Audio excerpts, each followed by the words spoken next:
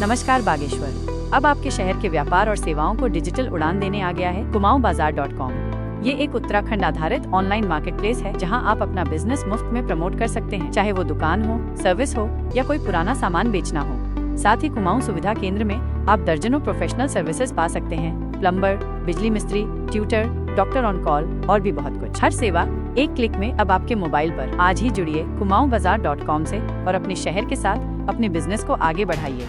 हल्द्वानी विधायक सुमित हृदयेश ने प्रेस वार्ता करते हुए अतिक्रमण के नाम पर शहर के हजारों लोगों को डर के साए पर जीने पर मजबूर करने वाले प्रशासन पर एक के बाद एक कई गंभीर आरोप लगाए हैं। विधायक ने कहा कि प्रशासन झूठ बोलकर, डराकर, धमकाकर लोगों के घरों को तोड़ना चाहता है। विधायक ने काठगोदाम में ए श्रेणी की मलिन बस्ती का उदाहरण देते हुए कहा कि प्रशासन ने कोर्ट में झूठा प्रत्यावेदन दिया, जबकि सबके घर प्रशासन ने जबरन तोड़वाए और कोर्ट में कहा कि उन्होंने किसी से घर तोड़ने को नहीं कहा। ऐसा फरेब करने वाले प्रशासन पर किसी भी कीमत पर विश्वास नहीं किया जा सकता। उन्होंने कहा कि काठगोदाम हो या सुभाष नगर या फिर आवास विकास हो या फिर भगवानपुर और छरेड़ हो, सब जगह लोग डर के साए में जीने को मजबूर हैं और अब वक्त आ गया है जब दलगत राजनीति से ऊपर उठकर अब शहर की आम जनता प्रशासन को मुंहतोड़ जवाब देने को तैयार है।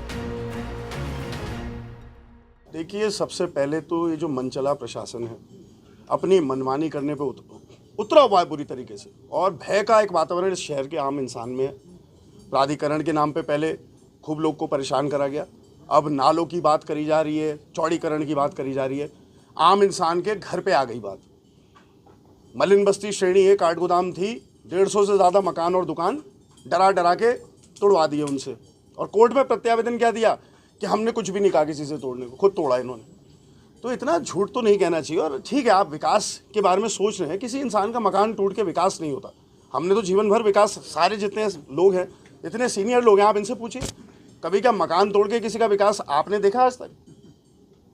ये तो बहुत ही दुख का विषय है। और हमारे जो क्षेत्र हैं, चाहे काठगोदाम की मैं बात करूं, चाहे आवास विकास, चाहे मैं बात करूं सुभाष नगर की, चाहे मैं बात करूं बमोरी की, चाहे मैं भगवानपुर की बात करूं, छड़ेल की बात करूं, अरे 70, 80 साल से जो लोग जहाँ पे वास कर रहे हैं, तीसरी पीढ़ी उनकी वहाँ जी रही है, फौज में वो लोग हैं, उनके घरों पे आप लोग निशान लगा दे रहे हो। इन्हें तो हलवा समझा हुआ है।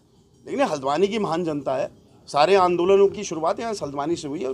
इस प्रशासन के और सरकार के खिलाफ आम इंसान निकलने वाला है, कोई राजनीतिक दल नहीं, आम इंसान निकल के सड़क पे आने वाला है, वो दिन दूर नहीं है।